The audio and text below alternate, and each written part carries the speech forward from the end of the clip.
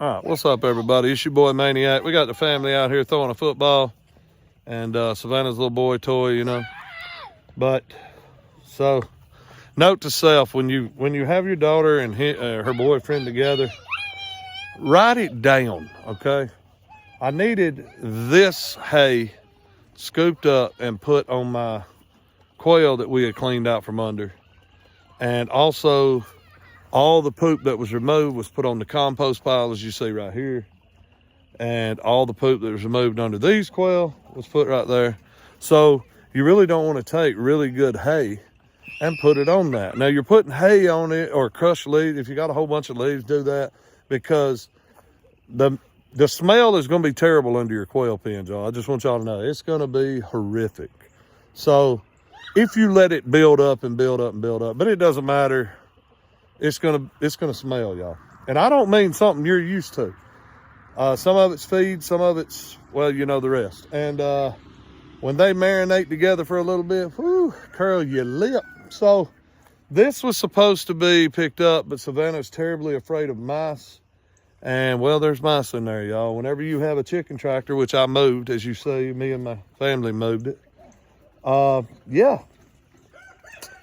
There's going to be mice in the hay, y'all. So she's freaked out about that. So she used almost half of the good hay we had left to put it where it shouldn't have been. But it's there. There's nothing we can do about it. But it will control the smell, and it will help break down whatever's underneath. And when they poop on top of that, y'all just add more leaves or add more hay. I get garbage bills from people before people think, oh, he's just buying brand new hay. No. I'm asking for people for those hay bales that's out in their fields, been out there for a year or two. You can cut down in that. Y'all, there's still great hay in there. I don't care what anybody says. But, yeah, so we have a wonderful compost pile now that we're going to have to get a lot of carbon into, because it's straight poo, a little bit of compost. So we'll be building on this. This pile will get taller, and then it'll shrink down really bad. Everybody's asked, when is the Jeep gonna be back in action? Well, we're hoping that the Jeep is fixed this week. I really hope so. Yes, I do. Oh my God, yes, I do.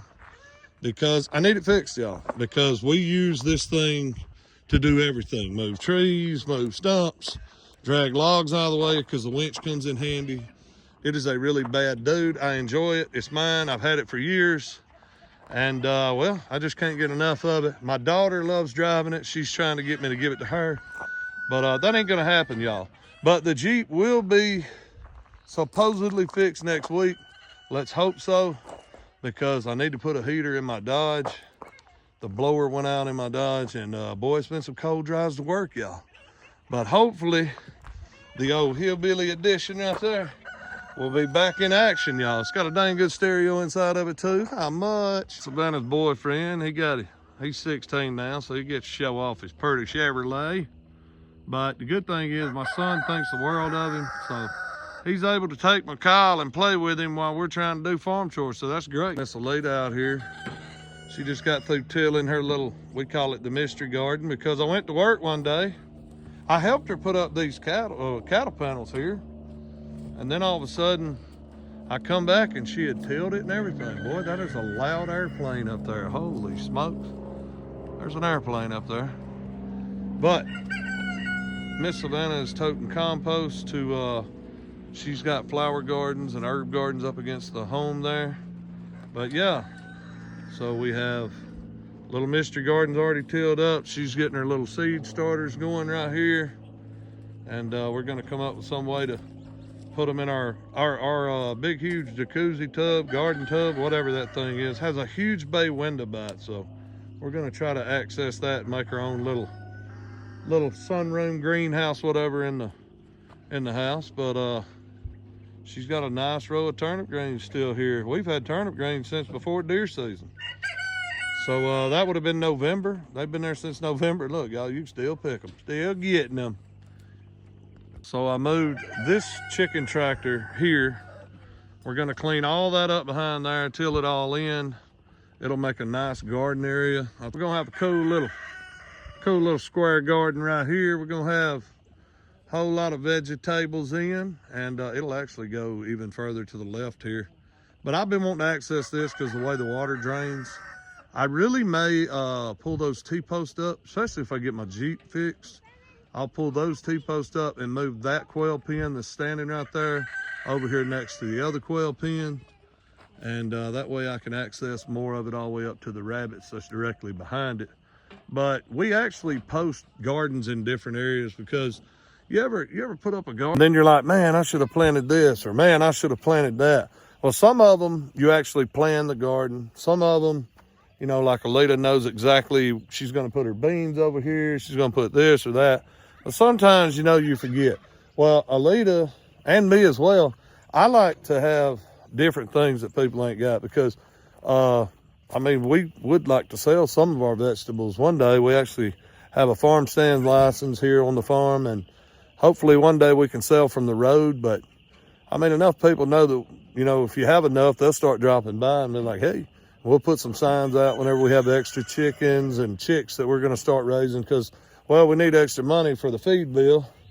And with me being hurt and missing those weeks, well, times it's tough. So I wasn't going to raise a whole lot of chicks, but we may raise chicks if people start buying enough of them. We're going to raise some more ducks because, well, we eat a lot of duck, but we also need to sell some.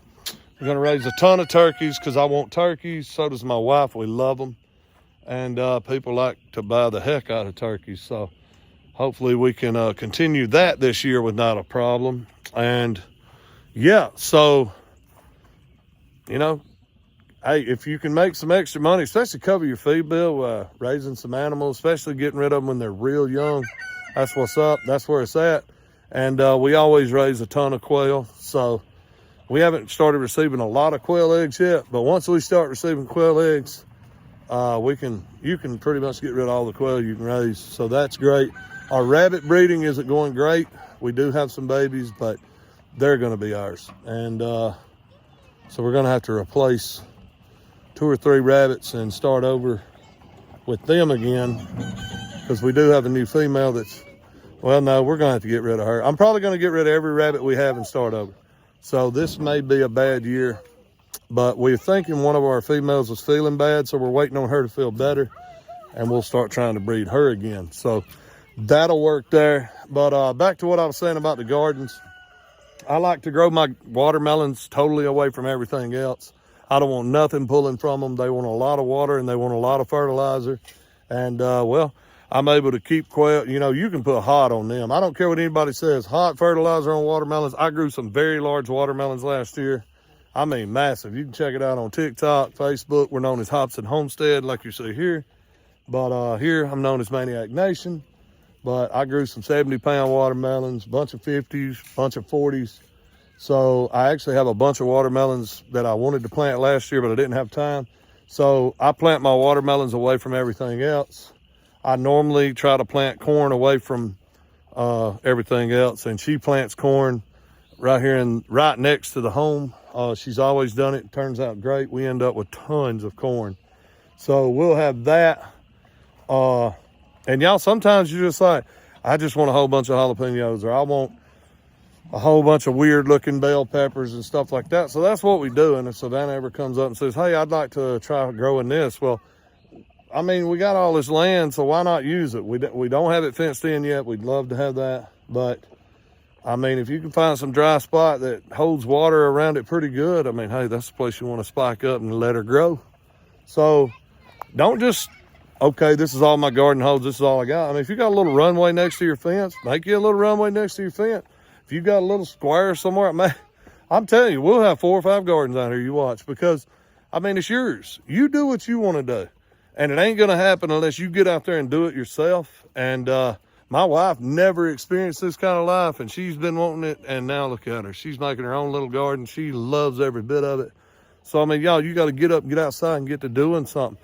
You got to grow what you want to feed your family. That way you know what you're putting in your kid's belly. That's what we do.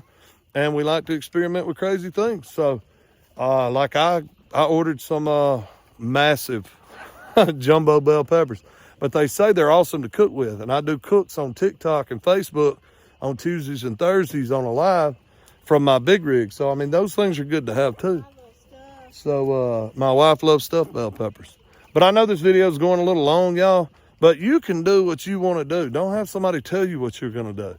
Grow what you want to eat. Know what you're putting in your belly. And it don't take nothing but a little bit of time, a little bit of work, and you can be enjoying it yourself. And the first year, it may be a sloppy garden. You will realize weeds can outgrow. But once you realize to stay on it, stay at it, keep working it, keep dealing with it, you'll end up with beautiful gardens for us over, y'all.